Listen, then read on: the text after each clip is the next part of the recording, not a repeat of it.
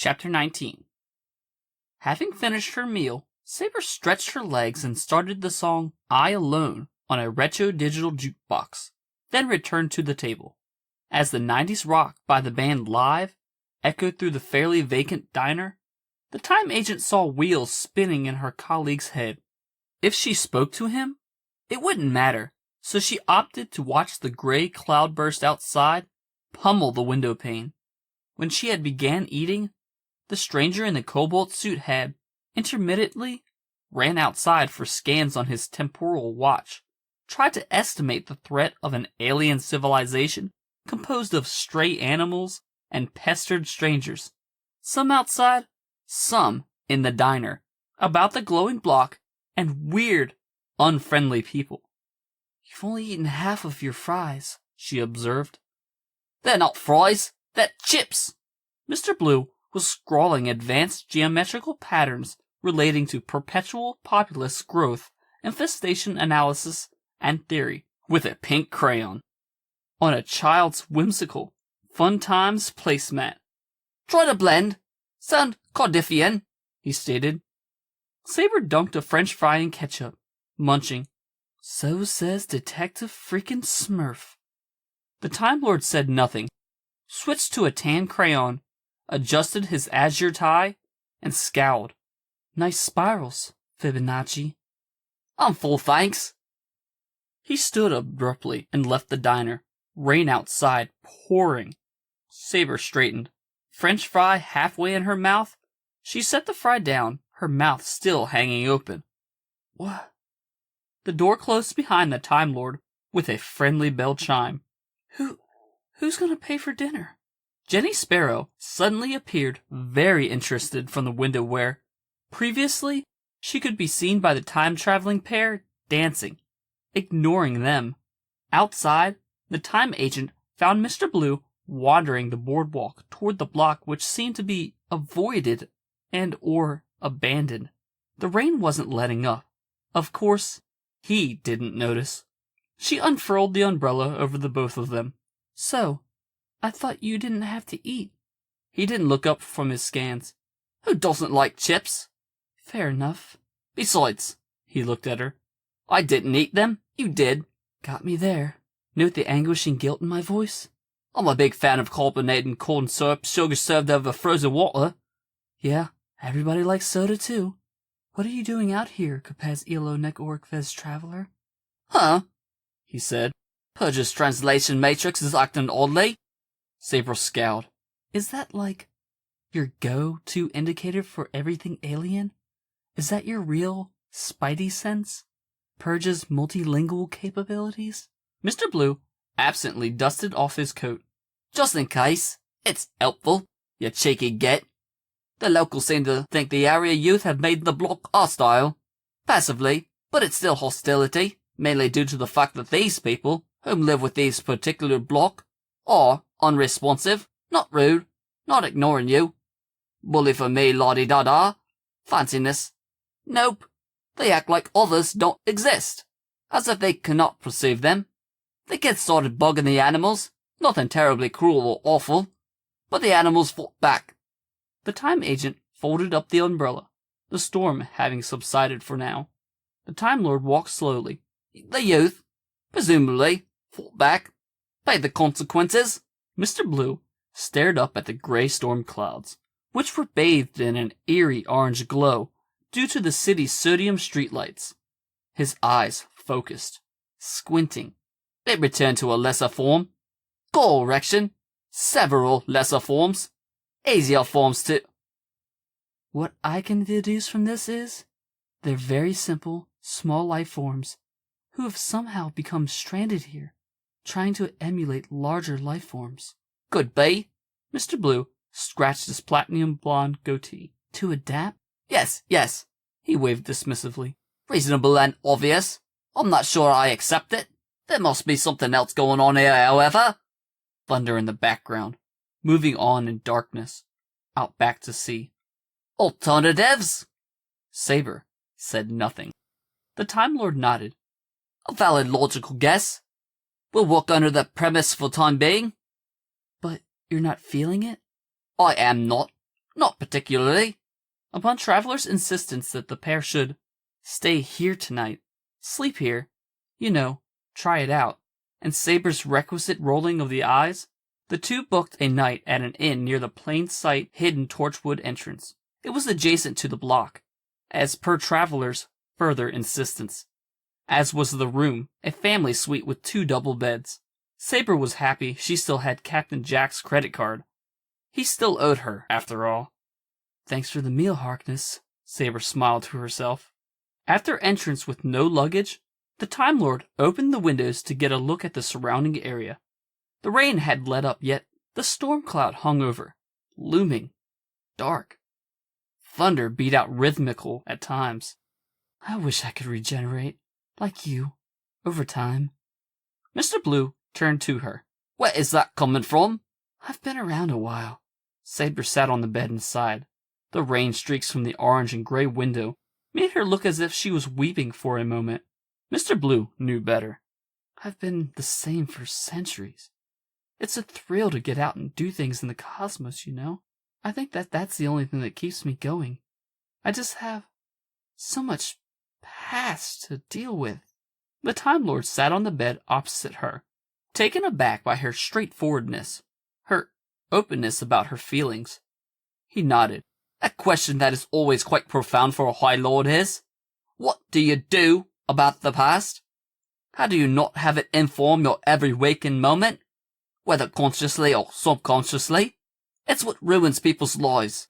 The past, depending upon how you write it, and how you do it, depending upon your disposition, can steal your day.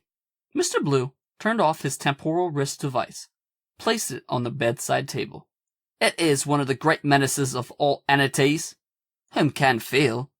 It is one of the greatest threats. You can lose life by looking over your shoulder. Doesn't matter if you're in a hostile parallel universe of your own design. Most of us are. Saber smiled. You can look at a Time Lord and watch him or her regenerate, but you act like it's something you don't possess. Do you not have different companions? Different adventures? Different experiences in different situations at 17, which are vastly, drastically changed from those you inhabit at 27? At 37? Do you not even look different? Or for 37? Saber asked. He tilted his head at her. We all regenerate. Everything that lives. And the past is something we take with us. For better or worse. As we swirl through this temporal fabric of existence. Because all of us are time travelers, Saber. All of us. A young man walked around aimlessly in an alley. Thunder in the distance, looming storm clouds, reflected the orange and yellow of the humid, dark city. Didn't we kick your ass before? The young man didn't answer. Hey, I'm talking to you, retard. You want your ass kicked again? 3 junior high school punk kids approached their previous victim. They circled the mute in the alley, unaware they were being watched by a large amount of canines and felines, mangy and hungry, lurking in the shadows. Everything was wet and slick. The darkness and city streetlights reflected their eerie glow on all surfaces. One of the punks slapped the mute with no response. Another shoved him. No response. The victimization continued to escalate, exactly as it had the previous night. They beat him and pounded on him until the mute was on the ground in a fetal position. Then, history did not repeat itself. The animals came out, growling, hissing, a small army of wet and matted fur with countless sharp teeth and diseased claws. The mute had disappeared. Thunder in the distance.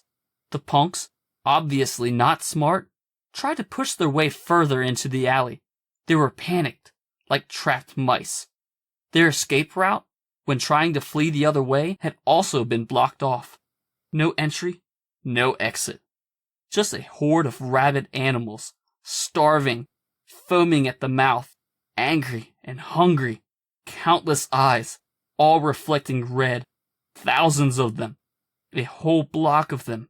So very, very angry. So very, very hungry. Mr. Blue sat in a bed, alert, awake. There had been a sound, a horrifying screech, an inhumane screech. He stood, gathering his cobalt coat, adjusting his azure tie. He ran his fingers through his platinum hair. Where had he heard that sound before? What is it? Saber asked. Like 4 in the morning? 5. He opened the blinds, exposing a gorgeous purple sky with a full yellow moon on the horizon. I had something. The Time Lord disappeared. The door closed behind him. Saber yawned and sat up, hair falling into her face. She wondered where he was going. Then she stretched. She knew exactly where he was going. At the alleyway, Mr. Blue was standing near the entrance with his arms crossed. Saber joined him. What's the... Oh my God. She nearly stepped into a pile of horribly gored, visceral, human remains. Watch your step. She tentatively backed away from what appeared to be a partially devoured intestine. So, there is something happening here. The pattern marks of impact are violet and correlate with standard human domestic animals, canines and felines, of varying sizes and breeds. Saber nodded. But that is... She pointed to the thoroughly destroyed corpses. First of all, those animals don't work together, and domestic kitties and puppies won't hunt in packs, even if they could. Mr. Blue knelt down, investigating. Indeed. If that's so, what do we have here? Cats and dogs, living together. Mass hysteria. The Time Lord grinned like a doofus. Enough! Saber snapped back, irritated. Shadows were gathered around them. In the darkness, a pool of consciousness they couldn't notice. The stranger in the indigo suit typed on his watch. I propose that the aliens, whomever or whatever they are perhaps drawn towards the happenings of the children of this planet. First, it's clear they're adopting, one night attacked and dying, yet then the next having a fully capable defense program, for lack of a better term, in place. Second, it's clear the creatures started off very simply and are trying to gain complexity, trying to become human. He ran his fingers through his almost white hair again, looking confused. But why? What's the end game? Infiltrate. This all has got to be part of that invasion that Torchwood are dealing with. And we are on the doorstep. We need to contact Captain Jack immediately and tell him what's going on. The shadows grew in number. A swarm of shadows, unnoticed. Mr. Blue yelled back impatiently. No, this doesn't have anything to do with that, damn it! Because your Time Lord brain tells you that you shouldn't interfere? That's not it, Saber! A crowd of shadows now, watching, listening, angry and hungry. Or is it just because you're a coward? The time agent was focused on screaming at the Time Lord. The two stopped. Everything was suddenly very, very quiet. Excessively calm. Ridiculously dark. Rumbling from the storm echoed in the alley in the distance. What they hadn't noticed during their argument was the crowd gathering around them, which stepped out of the shadows during the twilight time. In between the darkness and dawn, the wind was heavy when it carried the distant thunder with it as they emerged. From every nook and cranny emerged cats and dogs. From unknown doorways emerged unknown persons. From out of nowhere, a silent mob of people just showed up. Freaky crimson eyes, full of rage. Mr. Blue and Saber backed their way to the boardwalk out of the alley. A mistake the previous trespassers had not avoided. On the horizon, the moon was glowing an eerie and sickly orange as it hung in a hazy purple sky, mocking sunrise. The crowd followed them, deathly quiet. An entire block followed them to an empty boardwalk along with their possessed animals. All at once, their collective eyes were piercing red, vivid against the magenta and amethyst pre-dawn.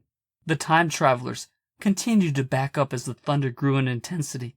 Wind picked up fiercely, swirling around the mob of the possessed and seemingly forgotten.